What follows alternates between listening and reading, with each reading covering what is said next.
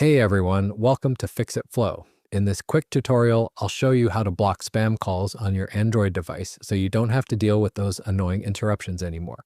Before we begin, I'm aiming for 1,000 subscribers, so if you find this video helpful, please support me by hitting that subscribe button. It really means a lot. Let's get started. Open your phone app. This is the default app you use to tap the three dots in the top right corner to open the menu.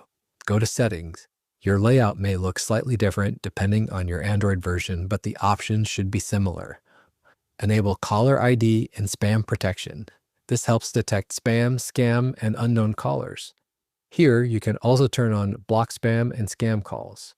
You'll get two choices: block only high-risk scam calls or block all spam and scam calls. Select the option that works best for you. Go back and tap Block Numbers. Here you can block specific numbers manually. Block unknown or private numbers so hidden callers can't reach you. And that's it. If you found this tutorial helpful, don't forget to like, subscribe,